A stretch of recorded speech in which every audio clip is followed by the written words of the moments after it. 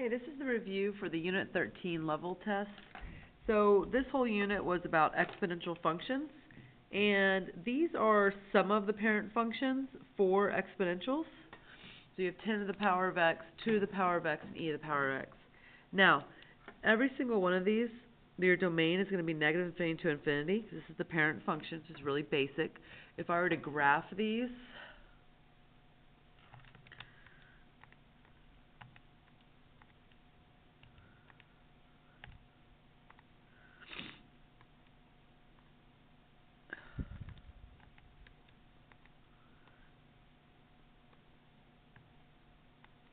okay, and then if I were to graph these, this is what it would look like. So you'll notice it doesn't go across the x-axis, so that means the horizontal asymptote is y equals 0, which means the range is going to be 0 to infinity. That's your low to high. And then every single one of these, your y-intercept, is going to be 0, 1. So they all cross the y-intercept at 0, 1. Okay, for your transformations, the most important thing to remember about transformations is that the base only shows you what it looks like. It doesn't tell you where it moves. So that base has absolutely nothing to do with the transformation. Okay, so for this one, the negative here, so this negative, that represents your reflection over the x-axis.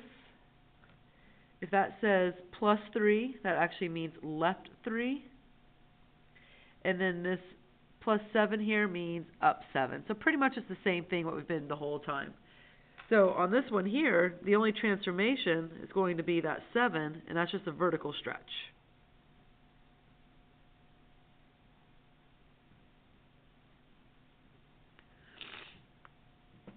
Alright, this one with graphing.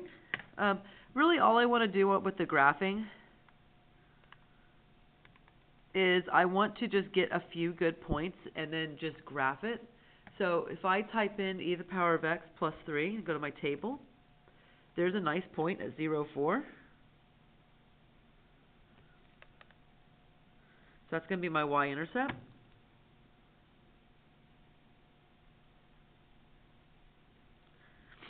Okay, and then, let's see, whoops, let me kind of give you an idea what it looks like.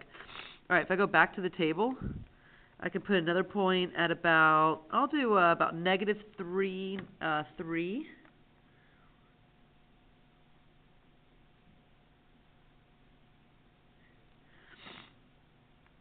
And it looks like the horizontal asymptote is going to be at about 3.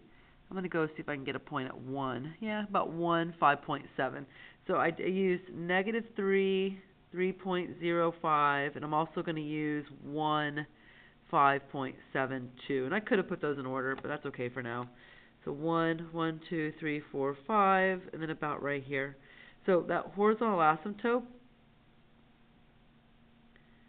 going to be somewhere around there. So it's going to look something like that. So again, your domain is going to be negative infinity to infinity, and the range is going to be from 3 to infinity. Alright, on these here, you're really just matching them. You could just type them in the calculator if you needed to. The other way you can look at it is this last number here is your HA, that's your horizontal asymptote. So I noticed that this one has a horizontal asymptote at 1. Okay, so this would be A. I know this has a horizontal asymptote at negative 2, right there. Okay, so this is going to be B. Now this one doesn't have a horizontal asymptote, but it's understood to have a plus 0 at the end. And there's the 0. So this is A. Or I'm sorry, C. Alright, let's flip it. Alright, on the back here we're writing the explicit and the recursive rule. So on these, the explicit rule, I got to first find the common ratio. This is just what it's multiplying by. So I can tell that's multiplying by 3 and that's multiplying by 3. And I also know this here is my A sub 1. So the common ratio is 3. If I were to write this as an explicit rule, I would write it as A sub n equals the first term, which is 3, times 3, and then n minus 1. Now here they want me to find A sub 7. So I'm going to do 3 times 3 to the power of 7 minus 1, or 6. And if I type that in the calculator,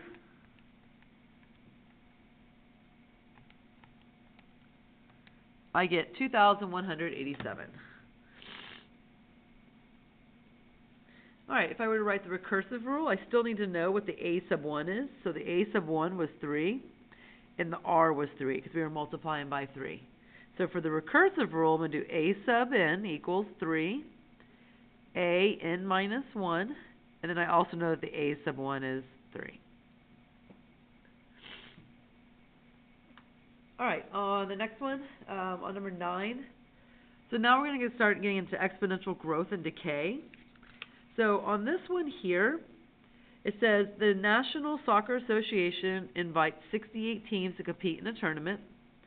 After each round, half, so that's 0.50, or 50%, of the teams were eliminated.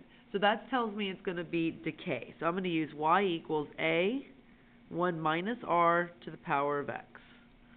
Okay, so if I were to write this for this one, here it says write an exponential equation representing the number of teams, t, that remain after r rounds. So this would be t equals 68 times 1 minus 0.50 to the power of r.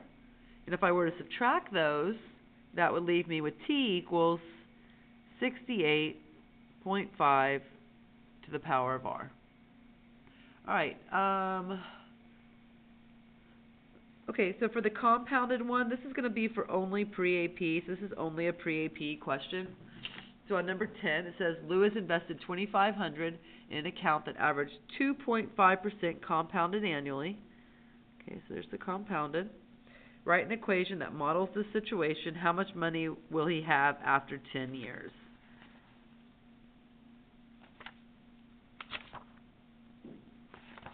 Alright, so because it says compounded annually, that's only going to happen one time. So because it only happens one time, I can actually use your basic growth and decay. So here I'm going to use y equals a 1 plus r to the power of x. If it said anything besides annual, I would have to use a different equation. Alright, so it says write an equation that models the situation. So y equals 2,500, that's my starting amount, 1 plus, and then I got to change that into a decimal, so 0.025 to the power of x. Then it says how much money will he have after 10 years. So I'm going to do 2,500, 1.025, all I did is I just added those to get that, to the power of 10. So if I put that in the calculator, that gives me 2,500, and then 1.025 to the power of 10. So $3,200.21.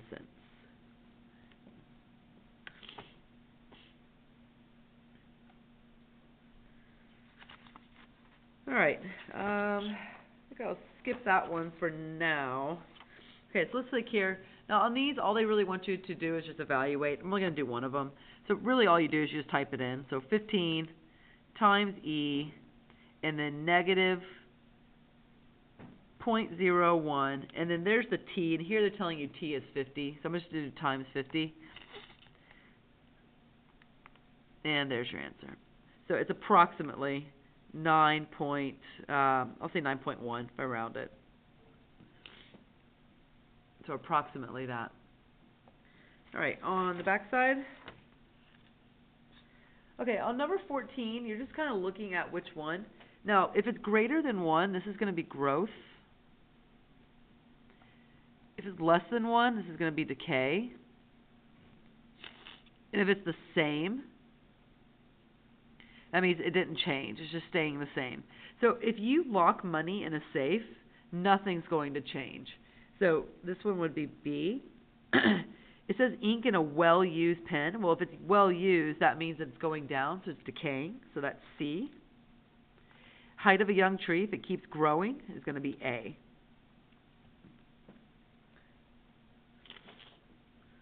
All right, let's see.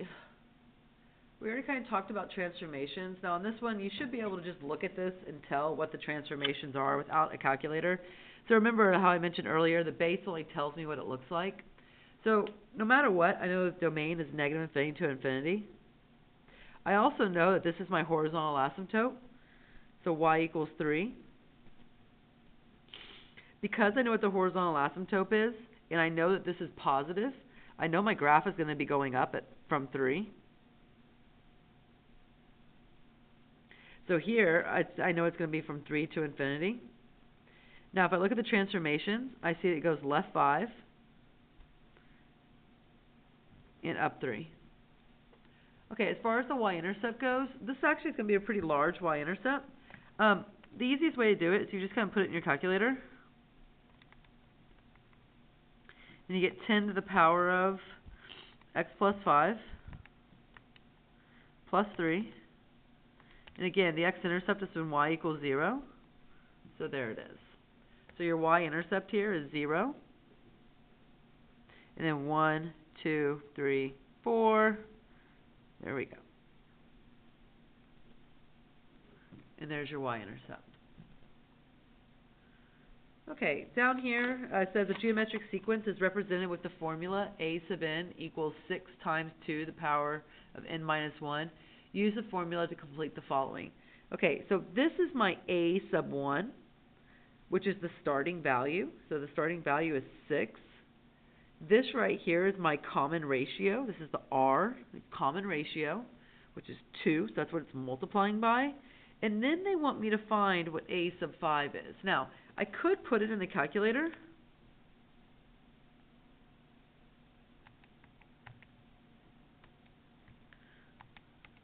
Okay, I could put it in the calculator like that. Another thing you could do is, if you just start, you know that your starting term is going to be 6.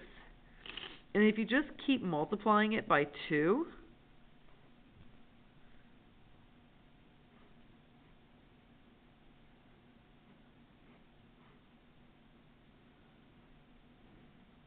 you know it'll be 96. But if you need to put it in the calculator, you'll just get the same thing. So just notice, it's the exact same thing. All right, let's flip it. Okay, so on the back here, they're talking about bacteria. Now here's the thing with the bacteria. Let's say you have one big bacteria. So if I have one big piece of bacteria, and they tell me it divides, notice how I now have 2 bacteria. So I started with 1, now I've got 2. Well, if it divides again, now I've got 4. If it divides again, I now have 8, and so on and so on. So what you'll notice is that it's doubling. So since it's doubling, it's increasing, it's multiplying by 2.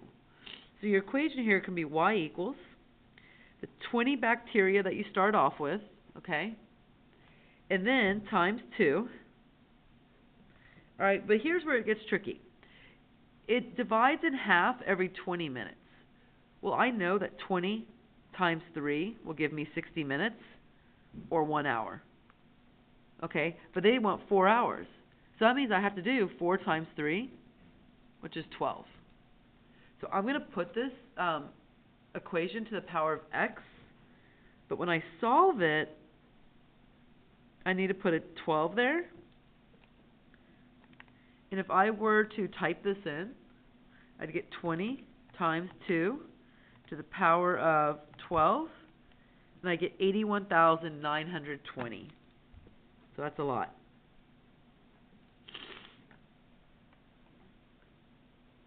All right, on the next one here, it just says the table shows the population for a particular type of deer after the year 2000.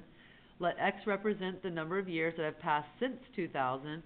Use the exponential regression tool on your calculator to determine the equation. Okay, so they want me to use stat edit, so I'm going to go over here to stat edit, and I'm going to input all of it.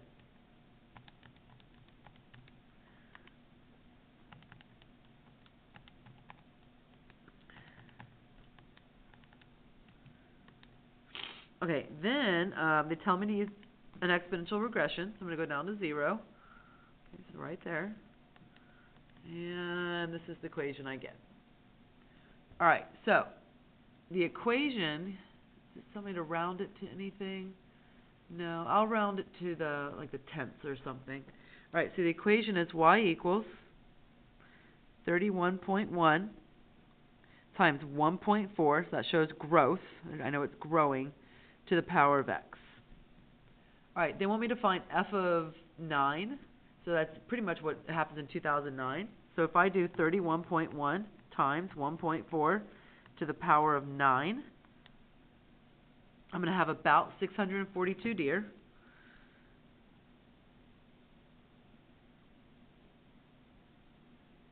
And then it says, how many deers would you expect to be in the population the year 2014? Well, the data is from 2000.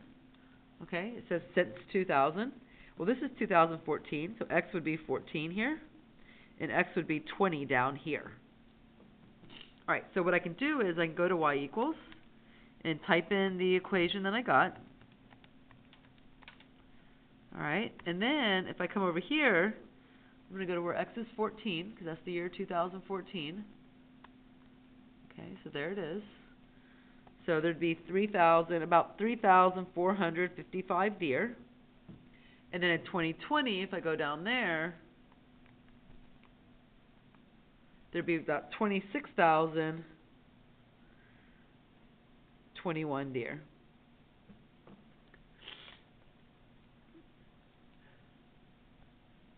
Okay, on the last view, you have to identify. So what you're looking for is looking for a pattern. So if it's linear, it's going to have a common difference.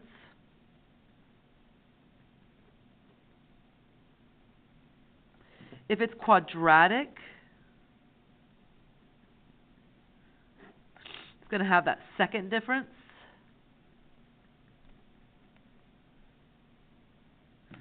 And if it's exponential,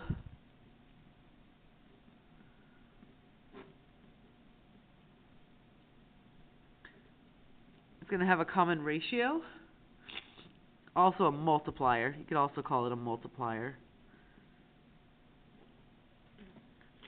Okay, so the first one, I'm going to look for a pattern. So I always look for adding, subtracting, multiplying, dividing first. So just looking across it, I can tell that it's always raising by 2.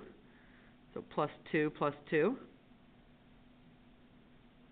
Okay, so since that's plus 2, I know it's going to be a linear function.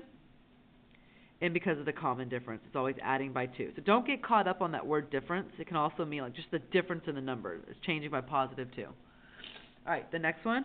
I'm looking for a pattern. It goes from 20 to 10 to 5 to 2.5. So to me, it looks like it's dividing by 2, which is really multiplying by 1/2. It's halving each time. So that's going to be exponential. And the reason is because of that common ratio or multiplier.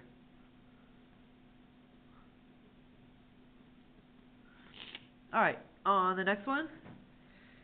I don't see any clear pattern, but I know to go from -5 to -1, it's 4.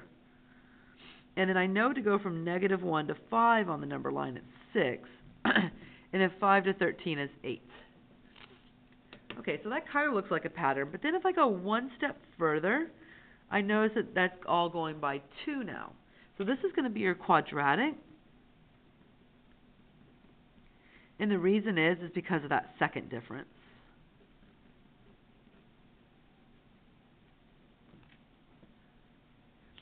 Okay, what I'd like to do for pre-AP is I'd like to go back to one of the questions on number 10. So if you're doing level, that's pretty much the whole test.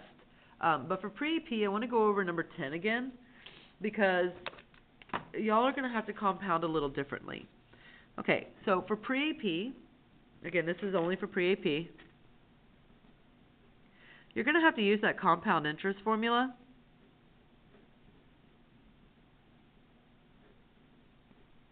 Okay, so you're going to have to use that.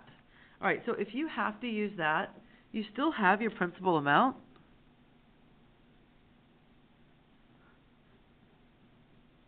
You still have your decimal, your percent. You have to change it to a decimal. Now, here's what it changed. Let's pretend this all of a sudden said compounded monthly. Well, if it compounds monthly instead of annually, you're going to use 12 instead. So this is where you have to use this formula. If it's annually, you don't have to use this formula. But if it's anything besides annual, you must use this. Alright, so the N represents how many times it compounds per year. So 12 times per year, because there's 12 months in a year. And then the N is again the 12. And then the T for this one is they wanted to find out 10 years. So I would put a 10 here. Okay, so to type that in the calculator, I would do 2,500. And then 1 plus, this is where I wanted my class to use the alpha y equals. So 0.025 divided by 12 raised to the power of 12 times 10.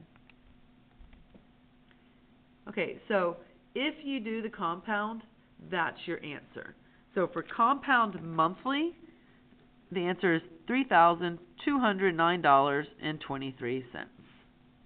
Okay, all right, that's about it. If you have any questions, make sure you ask your teacher, and hope this helped you.